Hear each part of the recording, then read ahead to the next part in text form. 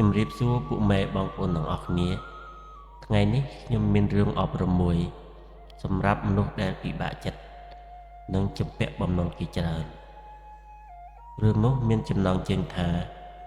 កសិករនិងដុំថ្មនៃក្តីសង្ឃឹមកាលពីព្រេងនាយមានភូមិមួយឈ្មោះថាភូមិព្រៃស្វាយនៅទីនោះមានកសិករម្នាក់ឈ្មោះតាជួនគឺជាមនុស្សឧស្សាហ៍ព្យាយាមណាស់ប៉ុន្តែគាត់មានរឿងមួយដែលធ្វើឲ្យគាត់កើតទុក្ខមិនលះគឺគាត់ជំពាក់បំណុលលោកមាសដែលជាអ្នកមាននៅក្នុងភូមិជាច្រើនសន្ធឹកសន្ធាប់រឿងនេះ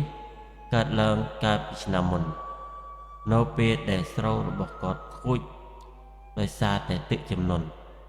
ធ្វើឲ្យគាត់គ្មានលុយទិញពូជស្រូវសម្រាប់ដាំដុះបន្ត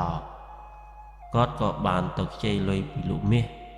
ក្នុងអត្រាការប្រាក់ខ្ពស់ជាទីបំផុតមួយឆ្នាំក្រោយមកទោះបីជាតាជួនប្រឹងប្រែងធ្វើស្រែយ៉ាងណាក៏លុយគាត់របានត្រឹមតែជាបង់ការប្រាក់មួយផ្នែកតូចប៉ុណ្ណោះឯប្រាក់ដើមនៅដដែលថ្ងៃមួយតាជួនបានទៅឈរមាត់ទ្វាររបស់លោកមាសដើម្បីពន្យាពេលសងបំណុលលោកមាសមានទឹកមុខកាចសាហាវបាននិយាយដោយសំឡេងស្រួចថាតាជួនឯងចំបាក់លុយខ្ញុំយូរណាស់ហើយ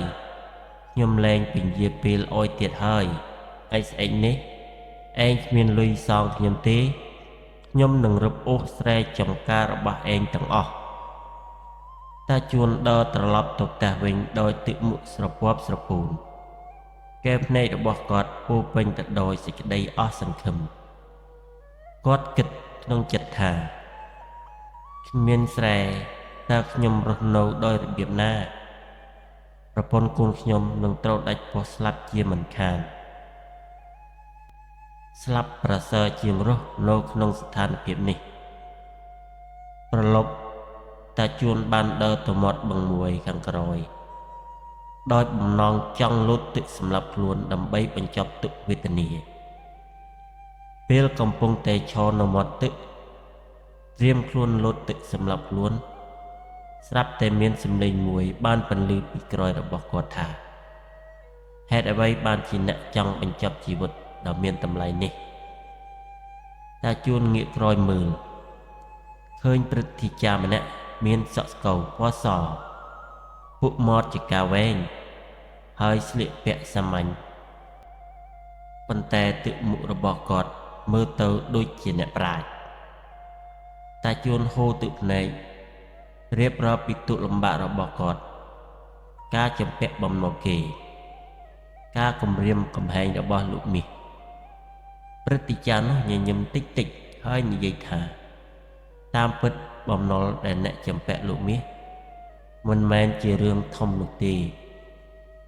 បំណុលដែលធំបំផុតនោះគឺបំណុលដាក់លើចិត្តខ្លួនឯងការគិតថាខ្លួនឯងគ្មានផ្លូវចេញនោះហើយគឺជាការដាក់ទណ្ឌកម្មដ៏អាក្រក់បំផុតតែជួនងឿងឆ្ងល់ចុះខ្ញុំធ្វើយ៉ាងណា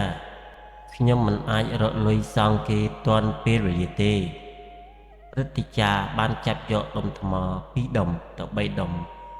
ហើយដាក់នៅក្នុងដៃរបស់តាជួននេះមិនមែនជាដុំថ្មធម្មតាទេនេះគឺជាដុំថ្មនៃក្តីសង្ឃឹមរាល់ពេលដែលតាជួនជួបការលំបាក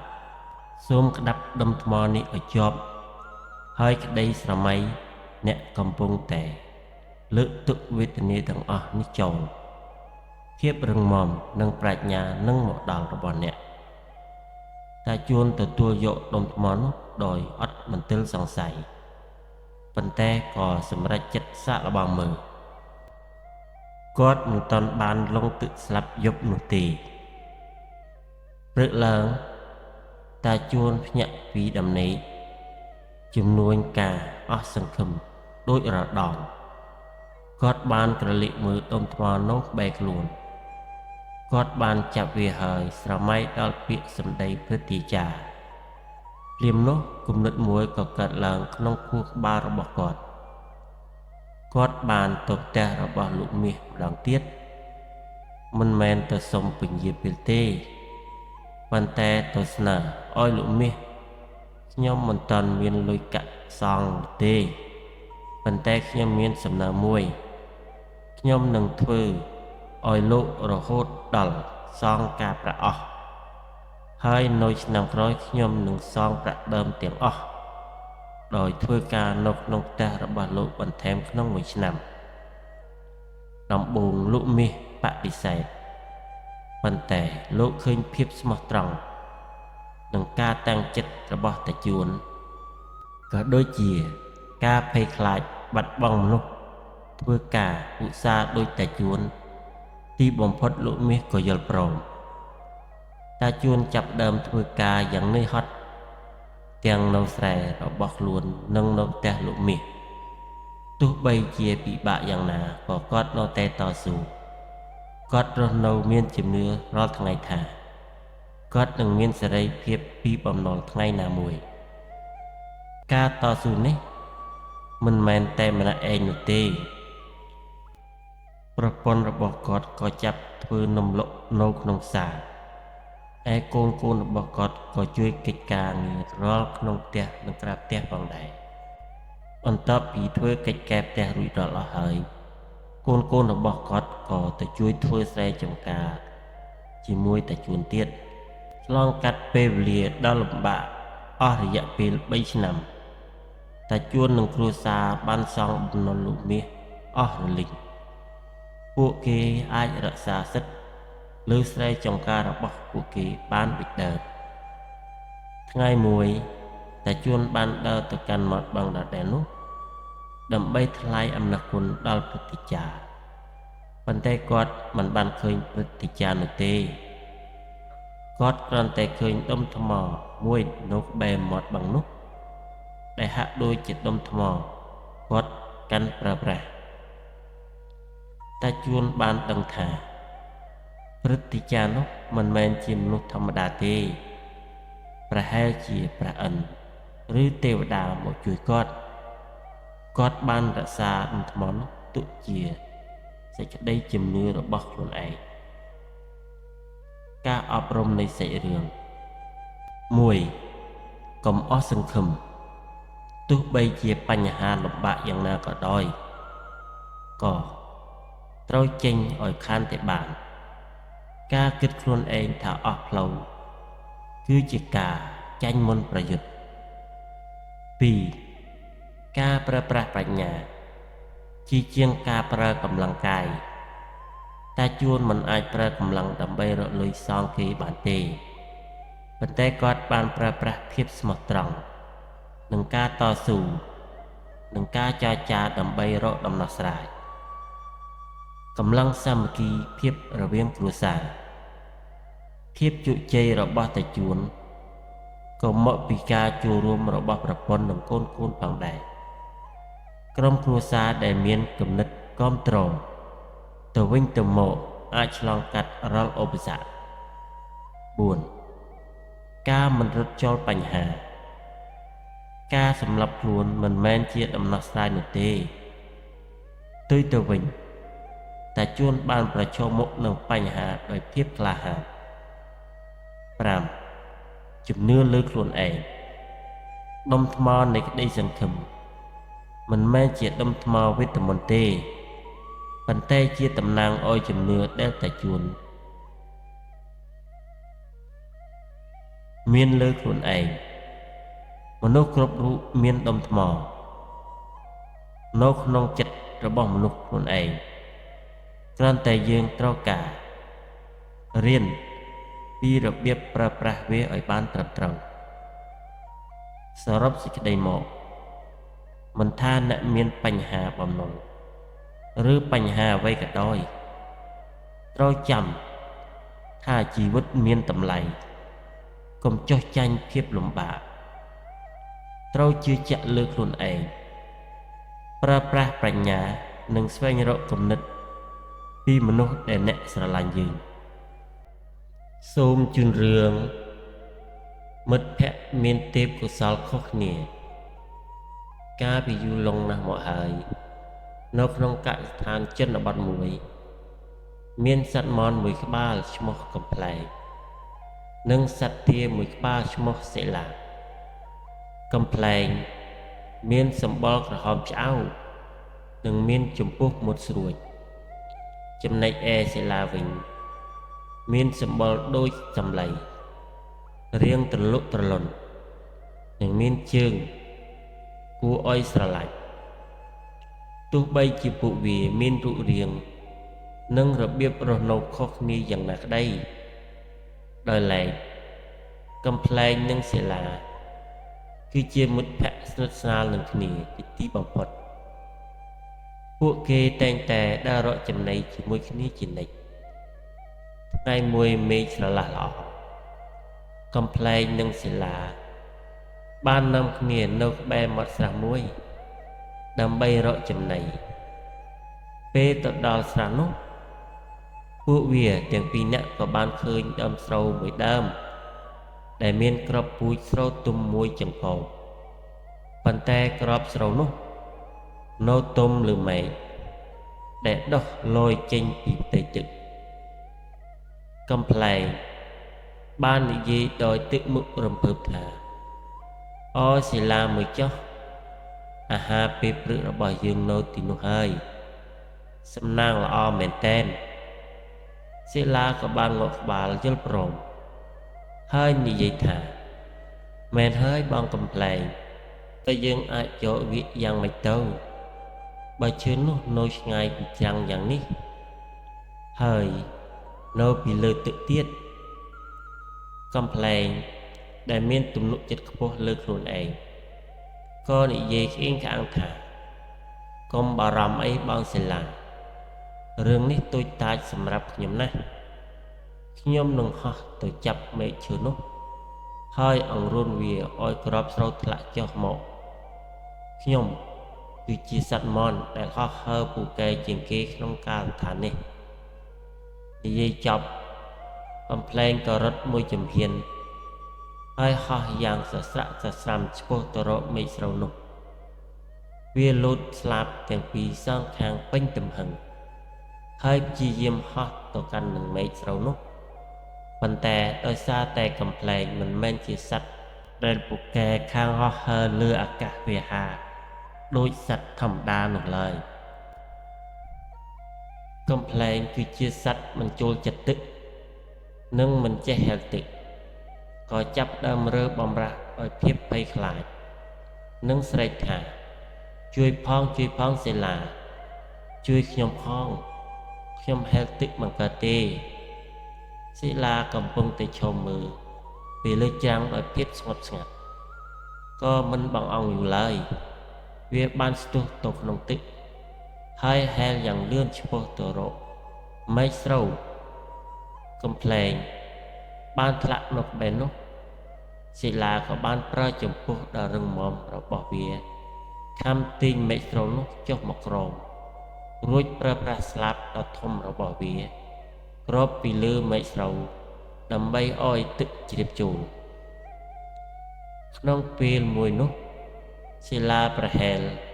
មកជិតកំប្លែងហើយនិយាយដោយសំឡេងទន់ភ្លន់ថាកំប្លែងកំភៃមកតងខ្នងខ្ញុំមក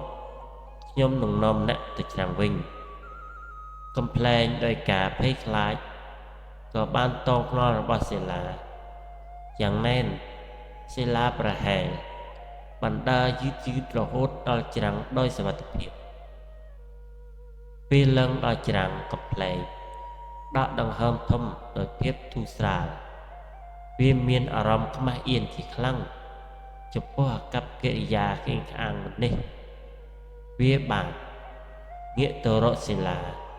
ហើយនិយាយទាំងការគោរពថាសិលាអើយពិតជាអស្ចារ្យមែនទែនអរគុណអ្នកខ្លាំងណាស់ដែលបានជួយជីវិតខ្ញុំពិតជាខមមែនដែលគិតថាខ្លួនឯងពូកែជាងគេចាប់ពីថ្ងៃនេះតទៅខ្ញុំលែងអំនួតលើខ្លួនឯងទៀតហើយសិលាញញឹមហើយនិយាយថាមិនអីទេកំប្លែងមិត្តភក្តិត្រូវជួយគ្នាម្យ៉ាងទៀតកុំបន្ទោសខ្លួនឯងពេក ខ្ញុំចេះហែលទឹកប៉ុន្តែខ្ញុំមិនអាចហោះហើរខ្ពស់ដូចបងឯងបានទេហើយក៏មិនអាចរកចំណីដ៏ល្អដោយមិនប្រើនៅលើទឹកដែរមនុស្សគ្រប់រូបសត្វគ្រប់ក្បាលមានទេពកោសល្យនិងជំនាញខុសៗគ្នាការងារដែលយើងធ្វើមិនបានល្អម្នាក់ឯងយើងអាចធ្វើបានជោគជ័យប្រសិនបើយើងសហការគ្នាបន្ទាប់មកសិលាក៏បានហែលទៅកាន់មែកស្រូវម្ដងទៀតដោយប្រើជើងទាដែលធំនិងរឹងមាំចន់នៅលើមែកស្រូវហើយប្រើចម្ពុះបេះគ្រាប់ស្រូវនោះម្ដងមួយមិនយូរប៉ុន្មានកញ្ចប់ស្រូវជាច្រើនគ្រាប់បានធ្លាក់ចុះមកលើច្រាសកំប្លែងបានយល់ពីអ្វីដែលសិលាបាននិយាយហើយក៏បានជួយរើសគ្រាប់ពូជទាំងអស់នោះដាក់ចូលទៅក្នុងចានឆ្នាំងដែលនៅក្បែរនោះពួកវាទាំងពីរនាក់បានអង្គុយទទួលទានអាហារពេលព្រឹកជាមួយគ្នាដោយសេចក្តីសុខសាន្ត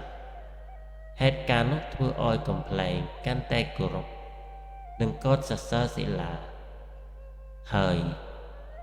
ភាពរបស់ពួកគេក៏បានស្អិតល្មួតជាងមុនទៅទៀតសិលធម៌ក្នុងការអប់រំមិត្តភាពនិងការសហការមិត្តភក្តិពិតគឺជាអ្នកដែលនៅក្បែរយើងក្នុងគ្រាមានអាសន្ន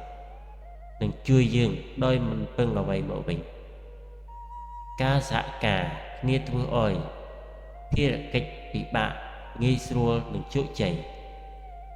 ការគោរពស្វែងយល់ពីគ្នារវាងបុគ្គលនិងមនុស្សម្នាក់ៗមានចំណុចខ្លាំងនិងចំណុចខ្សោយរៀងៗខ្លួនយើងមិនគួរមើលងាយអ្នកដទៃឬវាតម្លៃមនុស្សតាមរូបរាងនោះទេការយល់ដឹង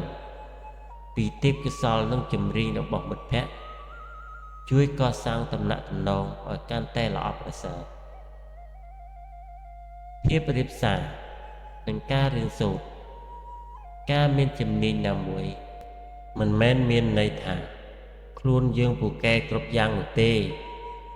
ការមានភាពរៀបសារនិងការរៀនសូត្រពីអ្នកដទៃជួយឲ្យយើងរីកចម្រើននិងអភិវឌ្ឍខ្លួនឯងរឿងនេះបានបង្រៀនយើងថាមិនថាអ្នកណាឬមានសមត្ថភាពអ្វីទេសំខាន់ទីបំផុតគឺការចេះគោរពនិងធ្វើការរួមគ្នាដើម្បីបង្កើតឲ្យពិភពលោកកាន់តែប្រសើរខ្ញុំសូមជូនសាច់រឿងមួយទៀតសម្រាប់មនុស្សដែលបោះបង់ការសិក្សា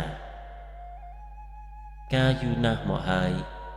នៅក្នុងប្រទេសកម្ពុជាមានបុរសម្នាក់ឈ្មោះដាគឺជាមនុស្សដែលមានចិត្តល្អនិងការងារល្អតែគាត់មានទុក្ខកង្វល់ធំមួយជាប់នៅក្នុងចិត្តជាច្រើនឆ្នាំទុក្ខកង្វល់នោះគឺកំហុសដែលគាត់ធ្លាប់ធ្វើការពីអតីតកាលនៅយុវជនកាលនៅក្មេងតាធ្លាប់បានបោះបង់ការសិក្សាដ៏ល្អមួយដោយសារតែភាពខ្ជិលច្រអូសនិងចំណង់ចំណូលចិត្តលេងនៅពេលគាត់ធំឡើងហើយឃើញមិត្តភក្តិដែលខិតខំប្រឹងប្រែងទទួលបានជោគជ័យនិងកម្រិតជីវភាពល្អប្រសើរដាមានការសោកស្ដាយយ៉ាងខ្លាំងគាត់តែងតែបន្ទោសខ្លួនឯងរស់នៅក្នុងការឈឺចាប់ហើយប្រៀបធៀបជីវិតបច្ចុប្បន្នរបស់គាត់ទៅជាមួយអ្នកដទៃគាត់មិនអាចបំភ្លេចពាក្យសម្ដីលោកគ្រូដែលធ្លាប់ស្ដីបន្ទោសឲ្យគាត់និងរូបភាពដែលគាត់បោះបង់ការសិក្សានោះទេជារៀងរាល់យប់តាពិបាកចិត្តរហូតដល់យល់ស្បិនឃើញថាកំហុសដដែលកាលនោះគាត់សង្ស័យខ្លួនឯងមិនមានតម្លៃនិងមិនអាចកែប្រែជីវិតបានថ្ងៃមួយដាបានធ្វើដំណើរទៅលេងផ្ទះជីដូនគាត់នៅជនបទជីតាគាត់គឺជាមនុស្សចាស់ជរាដែលមានបទពិសោធន៍ជីវិតច្រើននិងមានការយល់ដឹងជ្រៅជ្រះជីតាសង្កេតឃើញថា ដែលមានទុក្ខព្រួយច្រើនទោះបីជាគាត់ព្យាយាមញញឹមយ៉ាងណាក៏ដោយនៅវេលាល្ងាចនៅលើរានហាលផ្ទះដែលមានបរិយាកាសស្ងប់ស្ងាត់ដើរនឹងជីតាអង្គុយផឹកតែជីតាបានយកកូនសៀវភៅមួយក្បាលដាក់នៅលើតុនៅពេលជីតាប្រាប់ដាឲ្យអានក្នុងសៀវភៅនោះពាក្យនេះបានទាក់ទាញអារម្មណ៍របស់គាត់មិនមានអ្វីនៅជាប់គង់វង្សនោះទេអ្វីទាំងអស់សុទ្ធតែជាអតីតកាលជីតាក៏បានពន្យល់បន្ថែមដោយសំដៅទៅលើថ្ងៃរះនិងថ្ងៃលិចថ្ងៃរះគឺជាការចាប់ផ្ដើមថ្មីការដែលថ្ងៃលិចគឺជាការបញ្ចប់នៃថ្ងៃចាស់មិនមែនពេលព្រះអាទិត្យលិចនោះជីវិតយើងនឹងត្រូវបញ្ចប់នោះទេក៏ប៉ុន្តែព្រះអាទិត្យគ្រាន់តែផ្ដល់ភាពសប្បាយដល់ថ្ងៃស្អែកដែលជារដូវកាលថ្មីជីតាបានបន្តប្រើប្រាស់រូបភាពនៃផ្កាយដូចជាផ្កាយដែលត្រូវពេលយូរដើម្បីរីក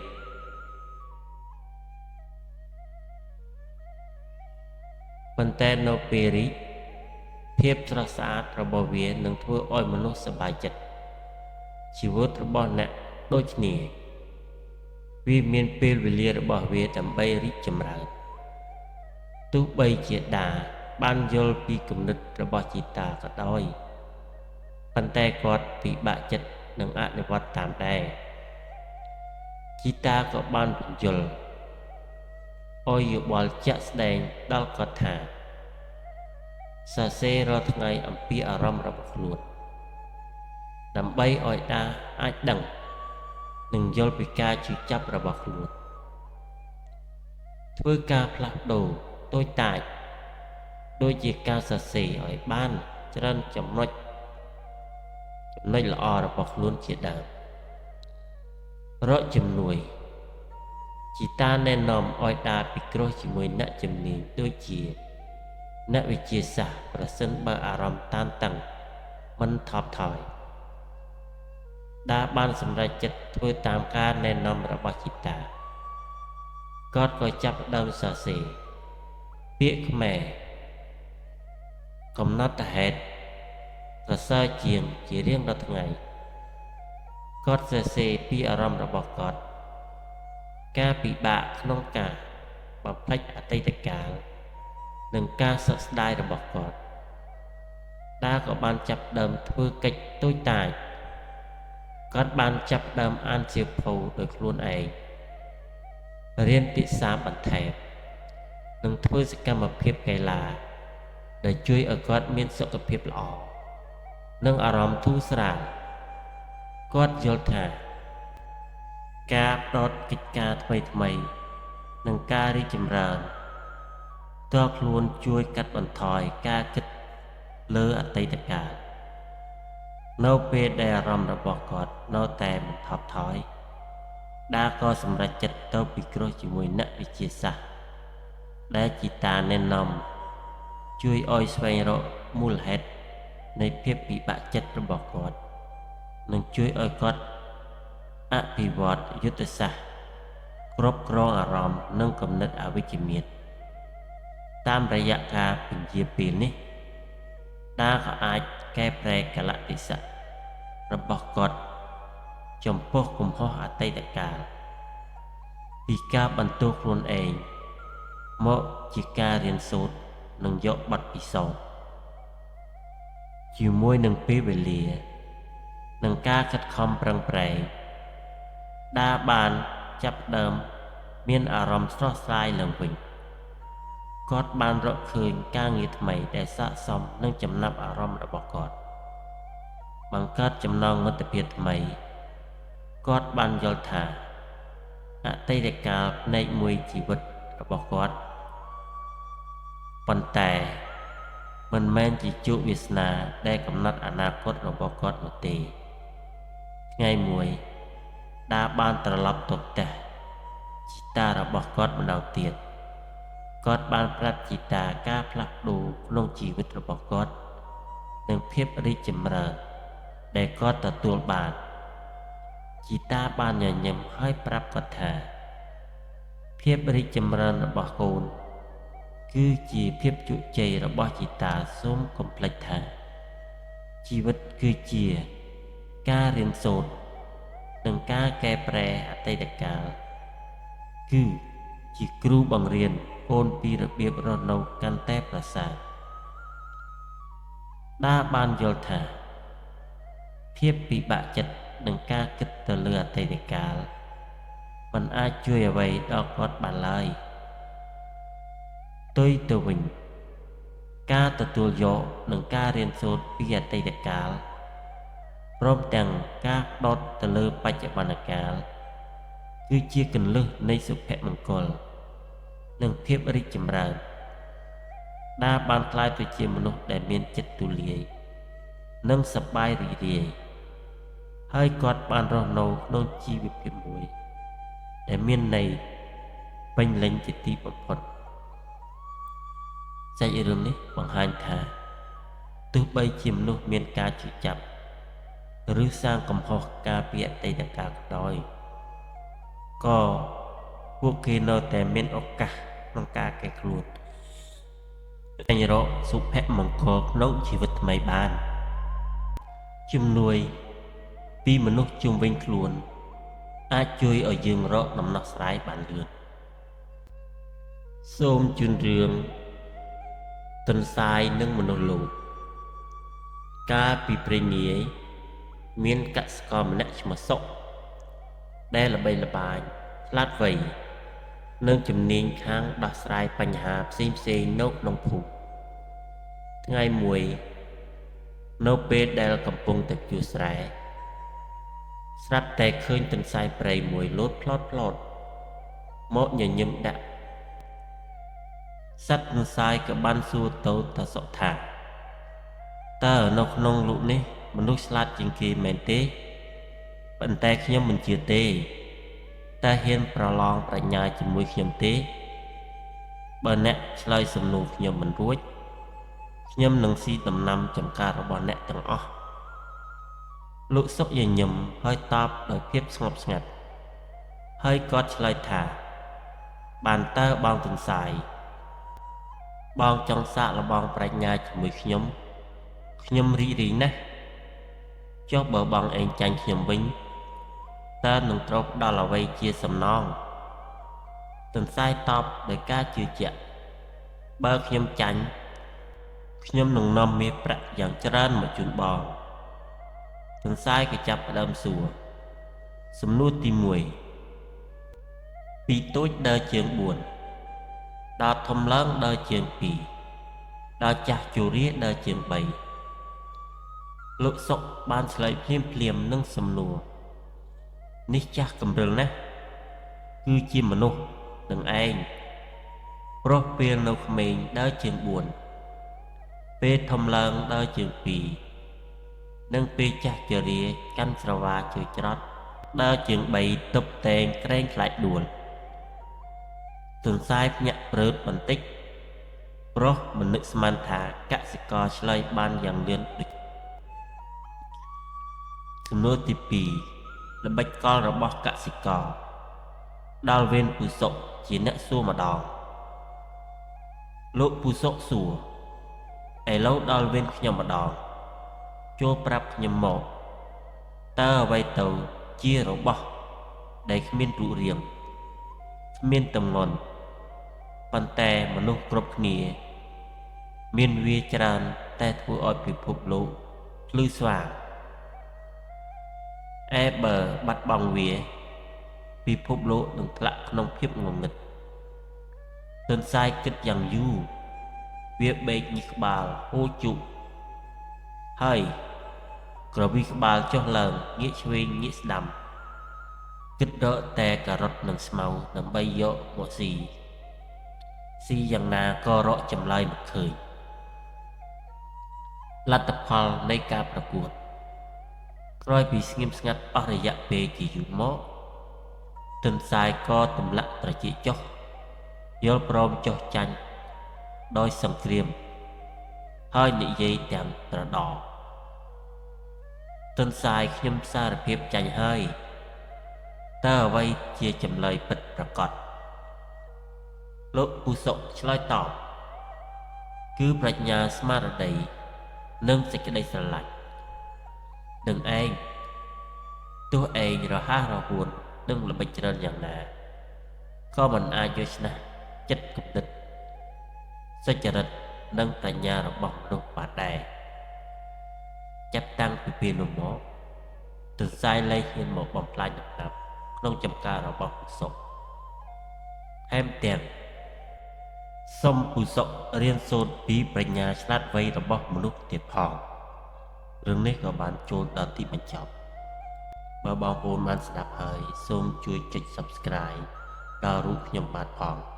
ខ្ញុំបាទនឹងរើសរកយករឿងនិទានបែបអប់រំនិងរឿងនិទានខ្មែរផ្សេងជាច្រើនទៀតដើម្បីឲ្យបងប្អូនស្ដាប់លេងកម្សាន្តទុកជាការ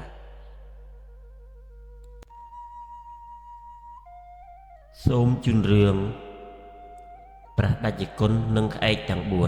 4កាលពីព្រេងនាយក្នុងវត្តអារាមមួយដ៏ស្ងប់ស្ងាត់នៅទីក្រុងតាកែវមានព្រះសង្ឃមួយអង្គព្រះនាមព្រះតេជគុណមេត្តាព្រះអង្គមានប្រាជ្ញាឆ្លាតវៃនិងមានព្រះハរតីប្រករុណាខ្ពស់ថ្ងៃមួយឧបាសកម្នាក់ឈ្មោះជ័យដែលជាអ្នកជំនួញជួបវិបត្តិក្នុងជីវិតបានចូលមកក្រាបថ្វាយបង្គំសុំកិច្ចអន្តរាគមន៍និងយោបល់ពីព្រះតេជគុណឧបាសកជ័យបានយំសោកហើយនិយាយប្រាប់ថាបើពិតព្រះតេជគុណដ៏ចម្រើនទូលព្រះបង្គំជាខ្ញុំមានទុក្ខកង្វល់ខ្លាំងណាស់កូនចៅនៅក្នុងផ្ទះមិនចុះសម្រុងនឹងគ្នារបរចំនួនខាតបង់រកផ្លូវចេញមិនឃើញតើកម្មអ្វីដែរធ្វើឲ្យទូលបង្គំជួបរឿងបែបនេះព្រះតេជគុណមេត្តាមិនបានឆ្លើយតបភ្លាមទេព្រះអង្គញញឹមបន្តិចហើយនាំឧបាសកឲ្យដើរទៅកាន់ដើមពោធិ៍ដ៏ធំមួយនៅខាងក្រោយវត្តនៅលើមែកឈើនោះមានសម្បុកក្អែកធំមួយព្រះអង្គមានសង្ឃដីកាថាឧបាសកឯងចូលសង្កេតមើលក្អែកទាំង4នេះឲ្យច្បាស់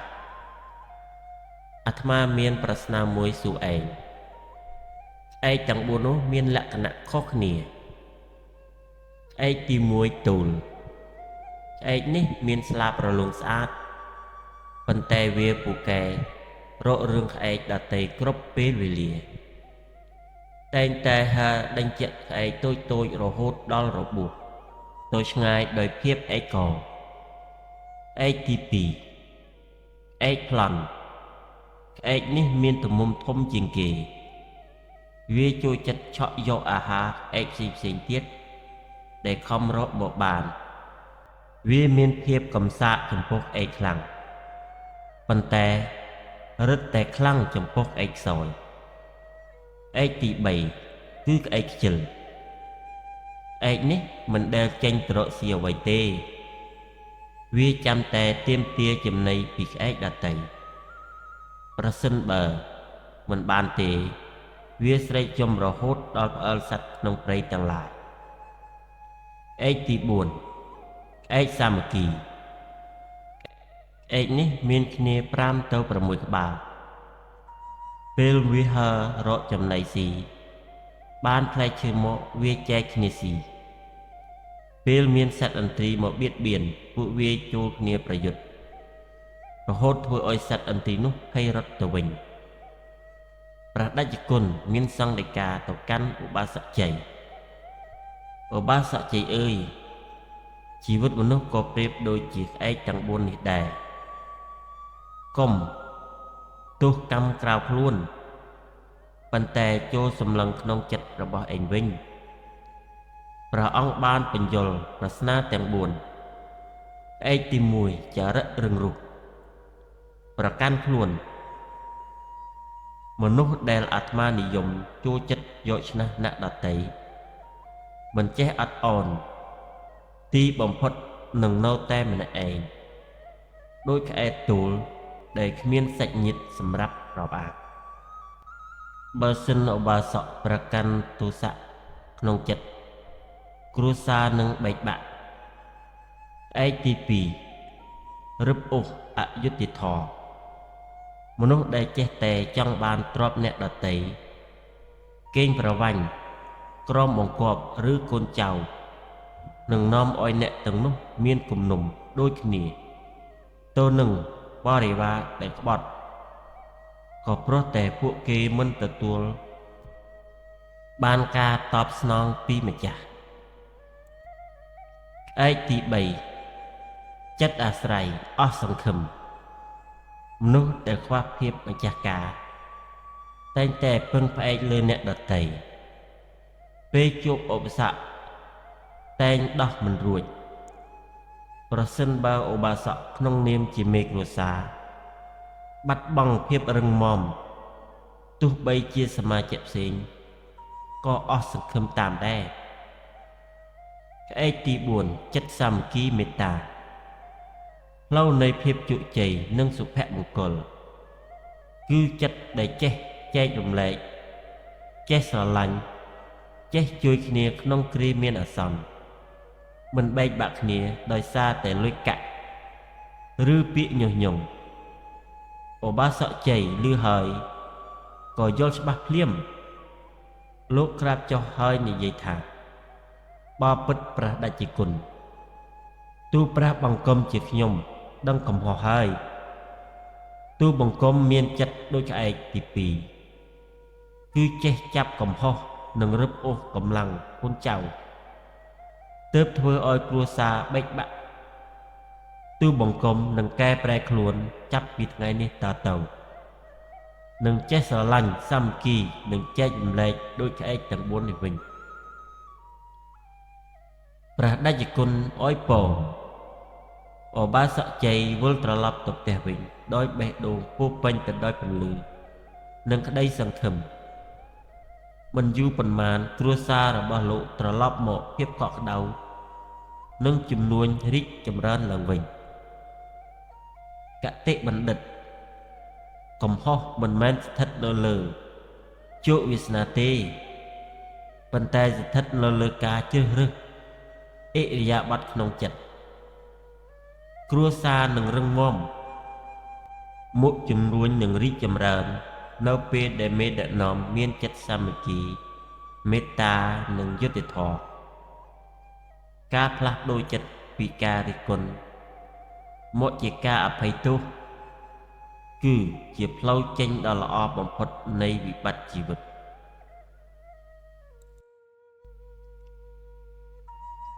សូមជូនរឿងសត្វគីងកុកចង់ស៊ីក្រងាន់សួរកាលពីព្រេងនាយមានសត្វគីងកុកមួយរស់នៅក្នុងភក់ជ្រាំក្បែរវត្តអារាមមួយវាជាសត្វដែលមានរូបអាក្រក់សម្បុរខ្មៅស្រអាប់ប្រឌិប្រដប់ហើយចំណីអាហាររបស់វារាល់ថ្ងៃ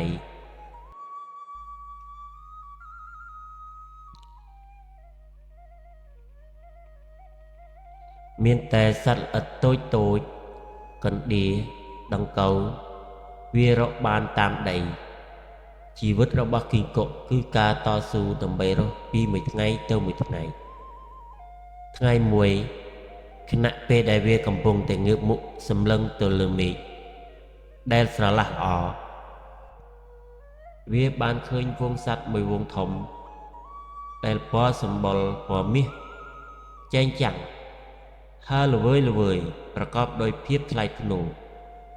នោះគឺក្រងាន់សួរដែលជាសត្វមកពីឋានសួគ៌ចុះមកស៊ីលំអងផ្កាឈូទឹកគ្រាន់តែឃើញភ្លាមនៃរបស់គីងកុកស្រឡះក្លិនក្រអូបនៃលំអងផ្កាដែលជាប់នឹងខ្លួនរបស់ក្រងាន់សួរបានធ្វើឲ្យគីងកុកមួយនោះលងស្រមៃអាហារនោះពិតជាមានអូជារសឈ្ងុយឆ្ងាញ់ណាស់មួយទៅបើអញបានស៊ីត្រឹមតែមួយម៉ាត់មុខជាមានអាយុយឺនយូរហើយប្រែคล้ายទៅជាគីងកុកទេវតាមិនខានគិតដោយក្តីលោភលន់ចាប់ពីថ្ងៃនោះមកគីងកុកលែងខ្វល់នឹងការរកស៊ីតាមដីទៀតហើយ វាចំណាយពេលថ្ងៃទាំងយប់អង្គុយចាំមើលតែសត្វកងាន់សួរហើរមកហើយសុខចិត្តទ្រាំអត់ឃ្លានក៏នៅរងចាំសេចក្តីសង្ឃឹមចង់ស៊ីសត្វកងាន់សួរនោះបានម្ដងរូបរាងរបស់វាកាន់តែស្គមស្គាំងទៅព្រោះតែការទន្ទឹងរង់ចាំអាហារហួសពីលទ្ធភាពដែលខ្លួនរកផ្ទុយទៅវិញនៅក្បែរនោះ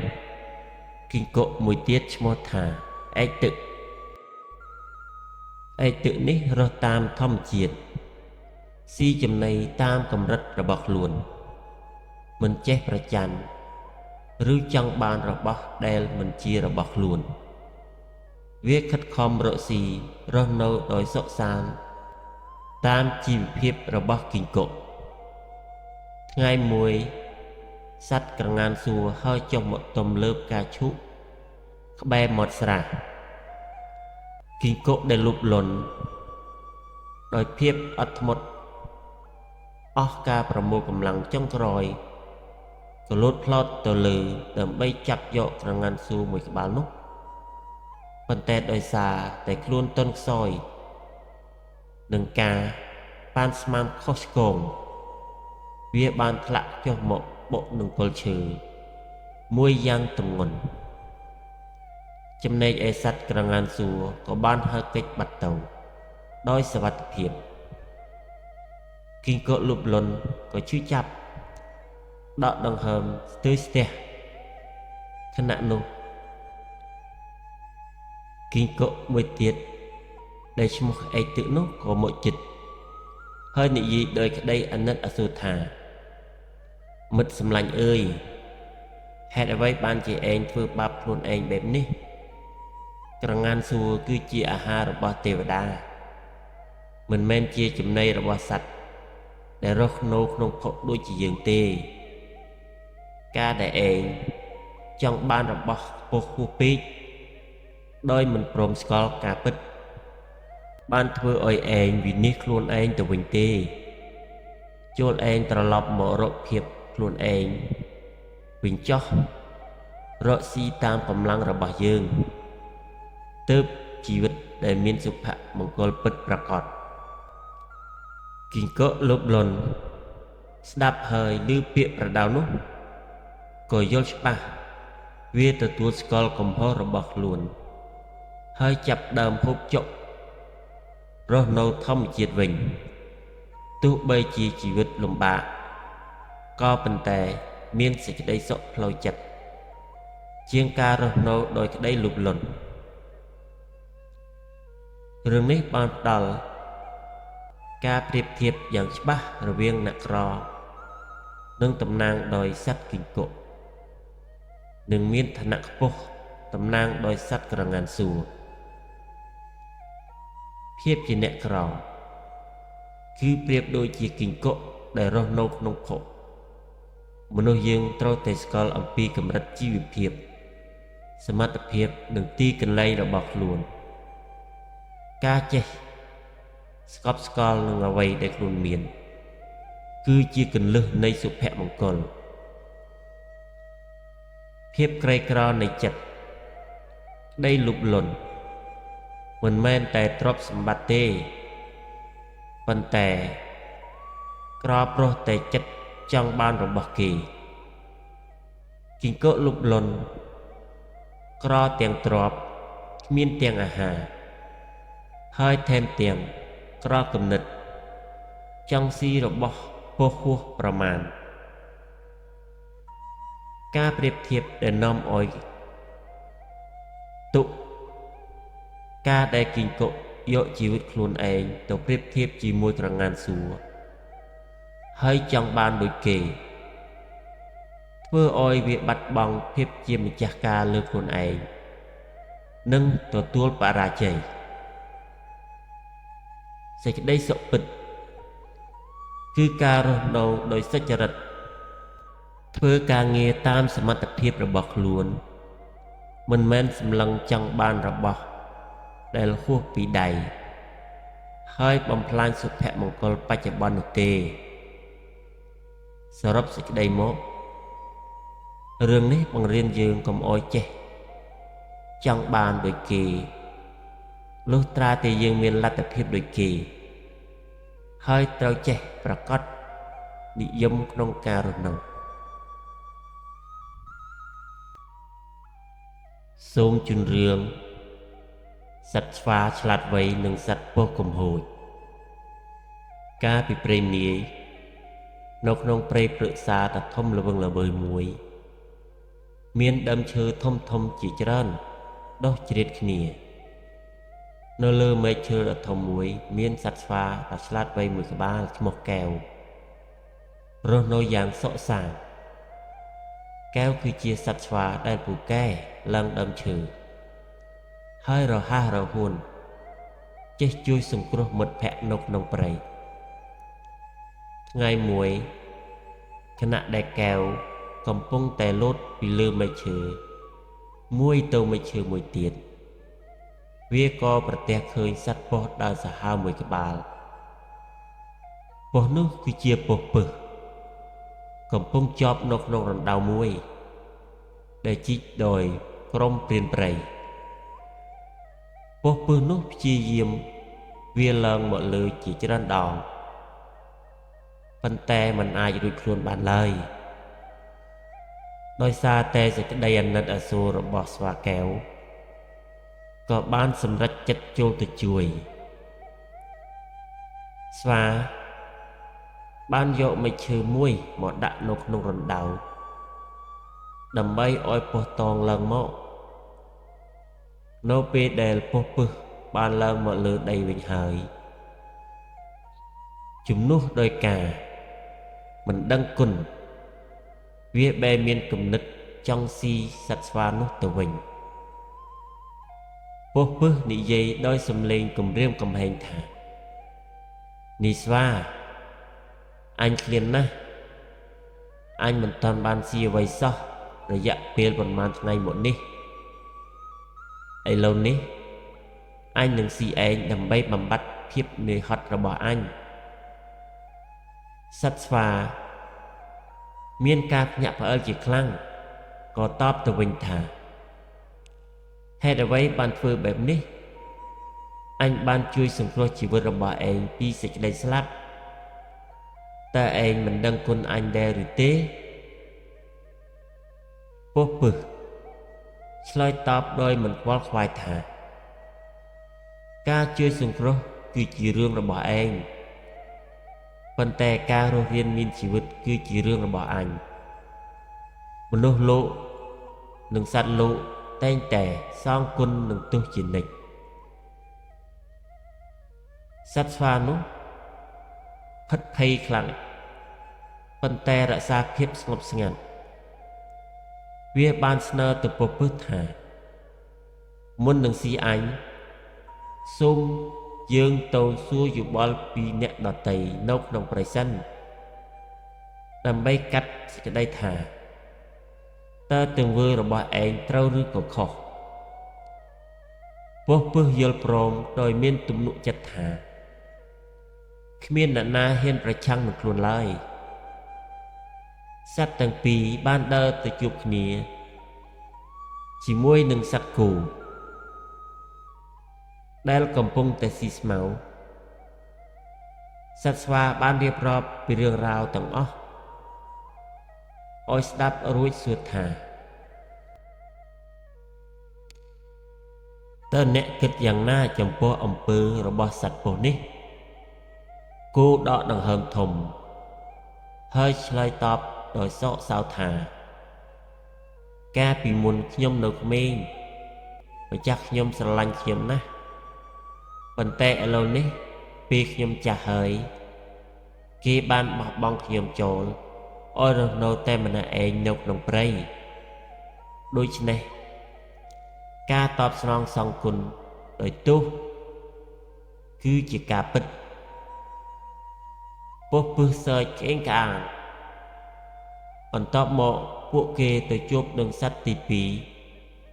គឺសត្វដំរីដែលកំពុងតែដើរកាត់ព្រៃសត្វស្វាបានសួរដំរីដូចសំណួរដែលបានសួរទៅសត្វគោ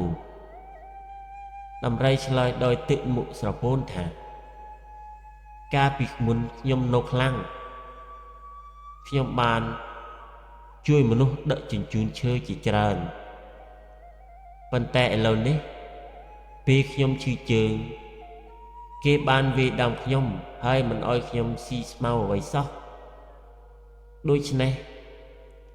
ការតបស្នងដោយទោស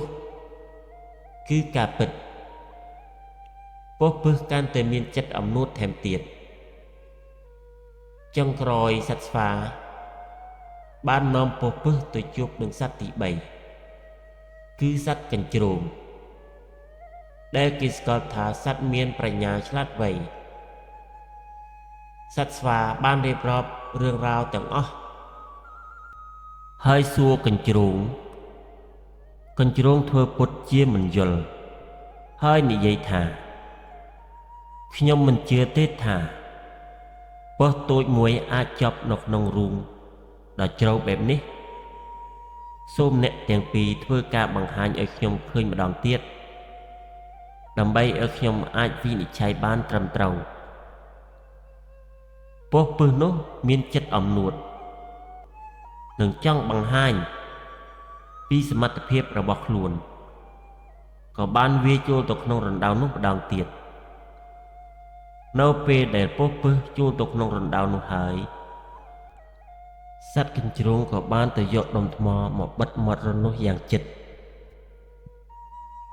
សត្វកញ្ជ្រោងនិយាយទៅកាន់ពោះពឹសនោះថានេះគឺជាការវិនិច្ឆ័យរបស់ខ្ញុំអ្នកដែលក្បត់អ្នកប្រមឹកគុណមិនសមនឹងទទួលបានសេចក្តីមេត្តាឡើយ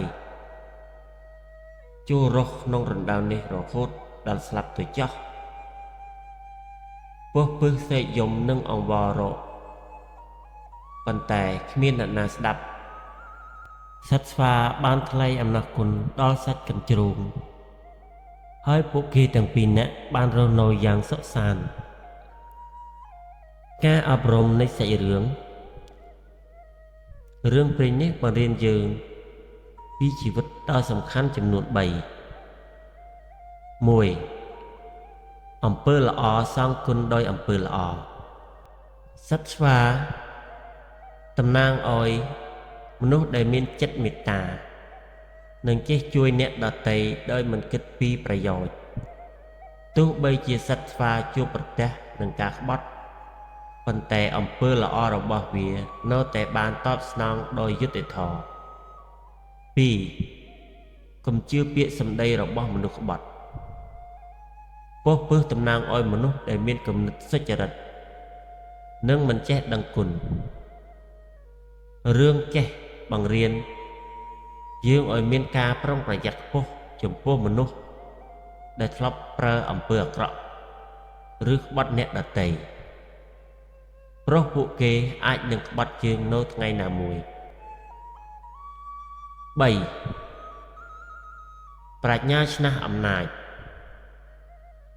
កញ្ជ្រោងតំណាងឲ្យប្រាជ្ញានិងភាពឆ្លាតវៃរឿងនេះបង្ហាញថាទោះបីជាមានអំណាចឬកម្លាំងខ្លាំងក្លាយ៉ាងណាក៏មិនអាចឈ្នះប្រាជ្ញានិងយុត្តិធម៌បានការប្រើប្រាស់ប្រាជ្ញាដើម្បីដោះស្រាយបញ្ហាមានប្រសិទ្ធភាពជាងការប្រើប្រាស់ហិង្សាសរុបសេចក្តីមករឿងនេះអប់រំយើងឲ្យក្លាយជាមនុស្សល្អចេះជួយអ្នកដទៃចេះដឹងគុណនិងប្រើប្រាស់ប្រាជ្ញាដើម្បីស្វែងរកយុត្តិធម៌សូមជូនរឿងសត្វស្មានិងសត្វឆ្កែកាលពីយូរលង់ណាស់មកហើយ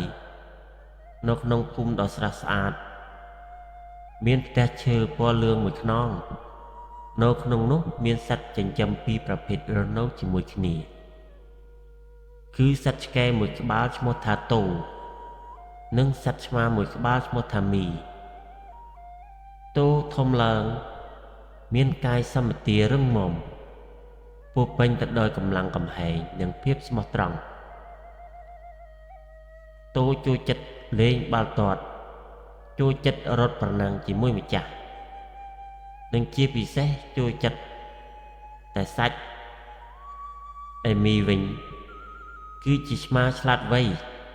ដែលលេងតែម្នាក់ឯងលើដើមឈើឬតាមដំបូលផ្ទះតាំងពីតូចរហូតមកដល់ធំតូនិងមីមិនដែលត្រូវគ្នាឡើយព្រោះពួកវាមានចំណង់ចំណូលចិត្តនិងអាកប្បកិរិយាខុសគ្នាតូតែងតែលេងសើចនិងចង់ឲ្យមីចូលរួមជាក្រុមរបស់ខ្លួនប៉ុន្តែមីតែងតែវិច្ឆេទមិនយកចិត្តទុកដាក់ដោយសារតែភាពខ្ជិលច្រអូសនិងអាត្មានិយមរបស់ខ្លួន